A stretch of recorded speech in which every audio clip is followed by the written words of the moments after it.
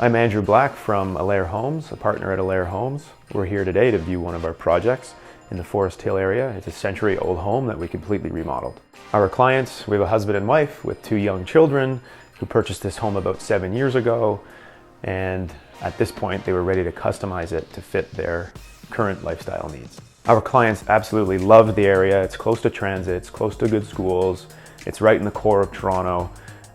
They wanted to have a more functional space, a bigger space, and a brighter space, as opposed to moving and spending money on real estate fees and taxes just to have to buy something and remodel it to customize as well. So their best option was to customize their own current home. In order to create the home that met all of our clients' qualifications, we expanded the depth of the home and the width of the home. The timing of the planning phase was 6 months, including committee of adjustments. Our construction phase at substantial completion, we were at 9 months, and all the final tie-ins, we were into 1 year. Our overall budget was around the $800,000 mark. So at the front of the house, there used to be a regular porch and a little front entrance. So in order to capture more floor space so we could accommodate a powder room, we closed in that porch, but we had to completely rebuild the structure.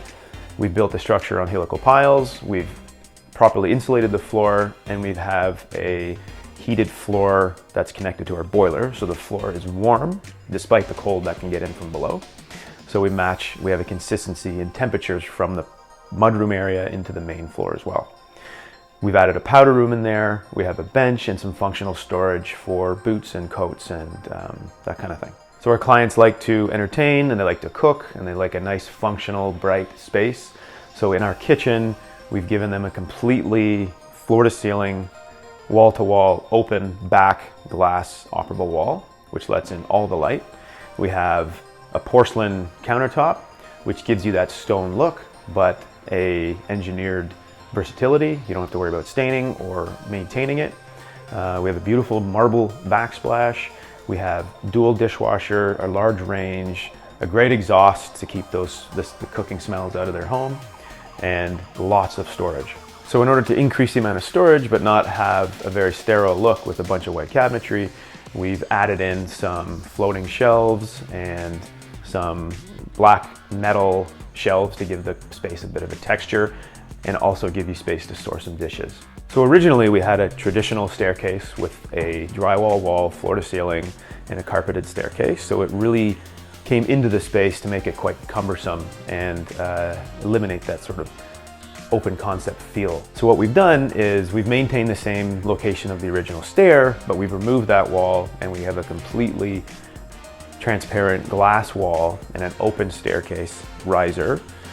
So when you're in the space, you can see right through into the back of the house and into the kitchen. The main living space was designed around a family heirloom dining room table.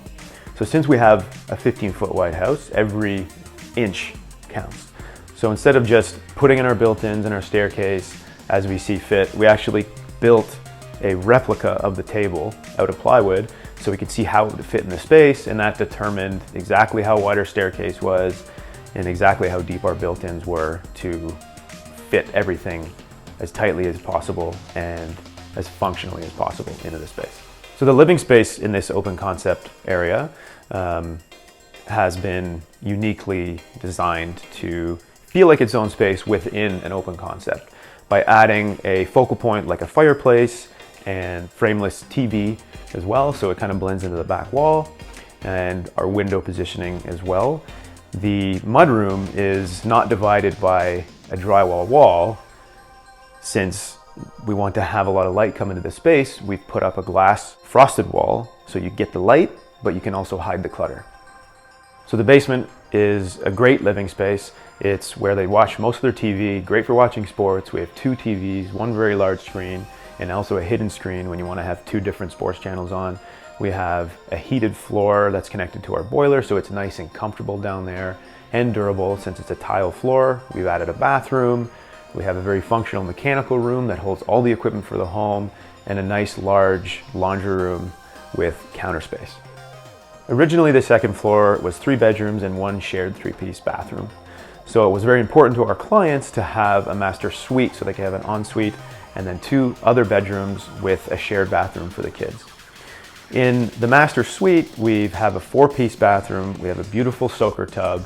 We've added a skylight above that soaker tub. We have a water closet to separate the toilet from the rest of the bathroom. We have a beautiful steam shower with speakers and all the fixings and a double vanity. We've added lots of storage in that bathroom. We have storage in the master bedroom.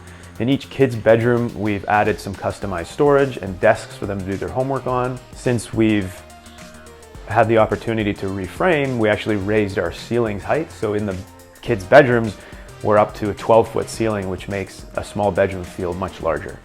In order to capture more light on the second floor, we've also added a skylight in the stairwell, which allows light to come down through our open concept staircase, even lighting up the main floor and even getting down into the basement.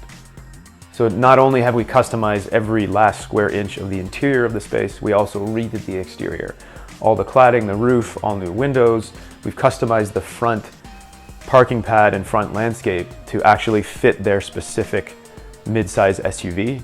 And in the backyard, we've added on to their cooking capabilities by having 2 gas barbecues, a seating area, and some storage and some soft landscape so the kids can play out there. Now that our clients have moved into the space, they can't say enough how much they love the space. My advice to anyone doing a project of this size is to make sure you put emphasis on the planning phase. Get your architect, get your designer. You're spending a lot of money. You want to make sure you spend it properly.